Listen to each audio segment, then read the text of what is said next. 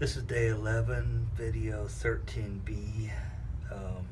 This is one bin, 5 gallons. And look at, there's about a gallon of sediment that has to decrease. And before I pump this looking beautiful red zinfandel, look up here, up at the top here, you can see the little bubbles coming up. It's degassing. And then look at this airlock. It's a waterless airlock. It's silicon bung. It's about 650, and it has holes around the bottom, and as pressure builds up, it opens up that little silicon flap and then closes, so no water needed. And I'm going to keep it on there for a whole year, because that way the live yeast in here can become active as the temperature rises and becomes less active when temperature drops and gets cooler. So that's why I put this thermometer on here. This temperature on there, it shows about 75. I don't know, I can't see it. It's up a little bit, 82, you know. So it's still degassing. And then over here, this is the one that I put that hot steamed must from the zinfandel juice into the freezer till it got down to 40 degrees, and then I refrigerated for 10 hours and then let it warm up outside here. And then I included some must in from the bin into it, and now I'll add it back into the must. So that's what I'm going to do now. So you could see that at the bottom there's some sediment. I could let it go another day, but I don't need to right now. I'm just going to add it back to the must so that the rest of the sugars in this will go back into the must. And so I'm hoping that I could get 6.5 gallons out of it. Can you see down there how active it is? Look at that. And I already added another bottle of must in it that I did the same thing. I pressed the grapes out, got the sugar out of it, steamed it. Now I'm going to add it back just like I did the other one. So watch this. And it'll still eat the sugars out of here.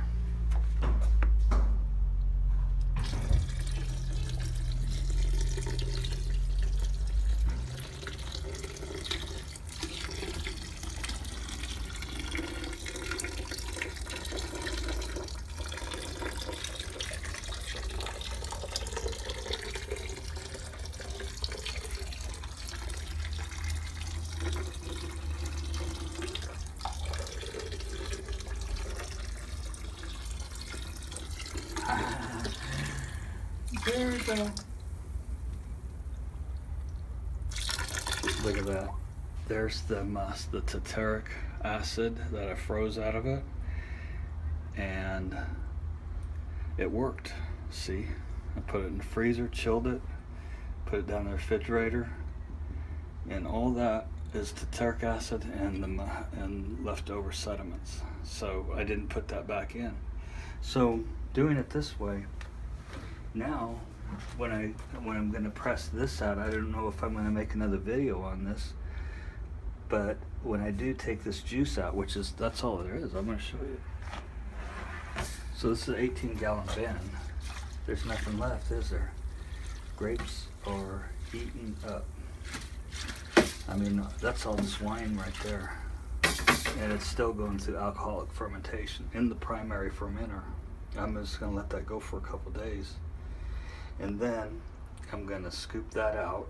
It's no use trying to steam it out. There's nothing left. There's some seeds and a few grapes that are probably not worth even trying to break down because they're too hard. So they're probably raisin, and so that's why they're floating.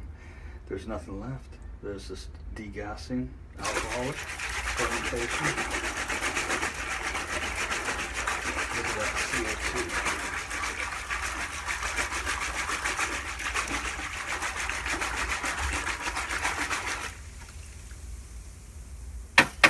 Just degassing.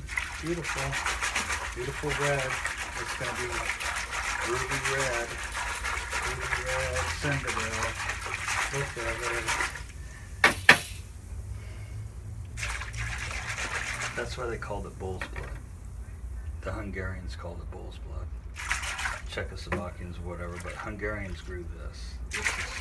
This is zinfandel that was brought over from a Hungarian to Sonoma and Buena Vista. That was one of the first big wine operations in California, 1888. And they grew zinfandel. And they grew wine back in their old country like my family did.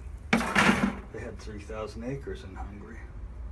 And I'm sure they grew that because they grew a lot of red wine and some white, but that was dessert wine, Tokay. So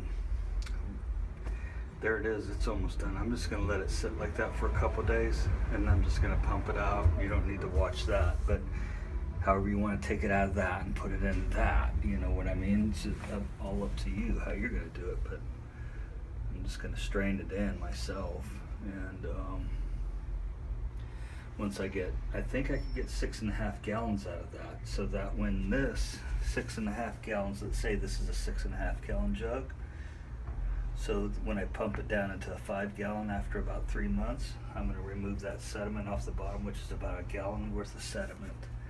So this 5 gallons is only worth 4 gallons, and that 6.5 gallons is only really worth 5 gallons. So I might get like about 10 gallons out of it all.